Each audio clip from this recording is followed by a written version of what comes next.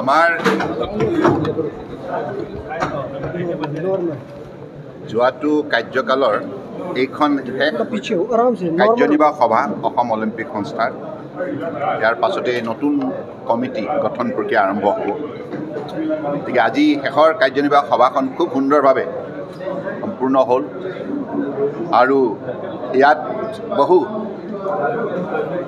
জ্যেষ্ঠ আমাৰ ক্ৰীড়া সংগঠকে আমাৰ সদস্যই খুব আন্তৰিকতাৰে আগন্তুক দিনত অসম অলিম্পিক সংস্থাৰ যোগেদি ক্ৰীড়া জগতখনক শক্তিশালী কৰাৰ বাবে তেখেতসকলৰ মনৰ কথা প্ৰকাশ কৰিলে।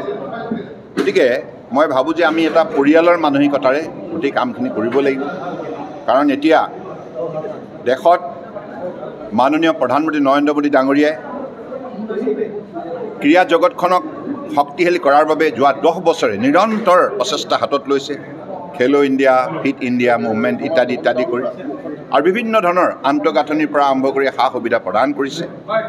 খেলুৱৈসকলক নিজেও সাক্ষাৎ কৰি অলিম্পিকলৈ যোৱাৰ আগতে আৰু অলিম্পিকৰ পৰা ঘূৰি অহাৰ পাছতো তেখেতসকলক উৎসাহিত কৰিছে আৰু ইয়াৰ যোগেদি খেল জগতখনক তেখেতে আগুৱাই নিয়াৰ বাবে প্ৰয়াস কৰিছে। আৰু 2036 চনত ভাৰতবৰ্ষত অলিম্পিক অনুষ্ঠিত কৰাৰ বাবে ভাৰত চৰকাৰৰ তৰফৰ পৰা ইণ্টাৰনেশ্যনেল অলিম্পিক কমিটিক আবেদন জনোৱাৰ কথা ঘোষণা কৰিছে। গতিকে এইটো এটা আমাৰ কাৰণে সুবৰ্ণ সুযোগ।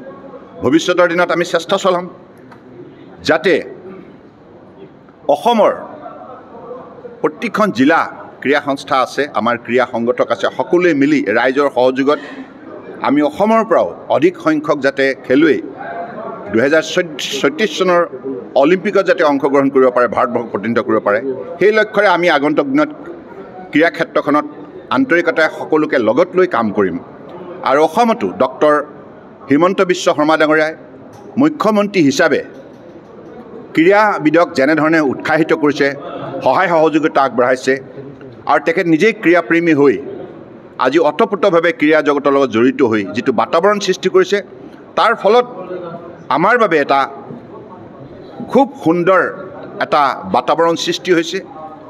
ভাৰত চৰকাৰ অসম চৰকাৰে মিলি আজি ক্ৰীড়াবিদসকলক যেনেধৰণে নতুন নতুন নীতি প্ৰস্তুত কৰিও তেখেতসকলক দেশ বিদেশত সুখ্যাতিৰে তেখেতসকলৰ পাৰদৰ্শিতা প্ৰদৰ্শন কৰাৰ যিটো ব্যৱস্থা কৰিছে, গতিকে মই ভাবোঁ যে আগন্তুক দিনত সেই দৃষ্টিভংগী আমিও আমাৰ ইয়াত পৰিৱেশ নিৰ্মাণ কৰিব লাগিব। গাঁও, চহৰ, চাহ বাগিচা, পাহাৰ, ভৈয়াম সকলো ঠাইতে, বৰাক ব্ৰহ্মপুত্ৰ সকলো ঠাইতে লুকাই থকা প্ৰতিভাবিলাক প্ৰতিযোগিতা অনুষ্ঠিত কৰি আমি অসম চৰকাৰৰ সহযোগত, ভাৰত চৰকাৰৰ সহযোগত আমি তেখেতসকলক আগুৱাই নিয়াৰ প্ৰয়াস কৰিব লাগিব। অসম চৰকাৰৰ মাননীয় মুখ্যমন্ত্ৰী ডক্টৰ হিমন্ত বিশ্ব শৰ্মা ডাঙৰীয়াৰ আহ্বানৰ প্ৰতি সঁহাৰি জনাই বিধায়কসকলে তেখেতসকলৰ প্ৰাৰ্থিত্ব প্ৰত্যাহাৰ কৰিছে। এইটো এটা অত্যন্ত মানে স্পৰ্টছমেন স্পিৰিট এটা শক্তিশালী প্ৰদৰ্শন কৰা হৈছে।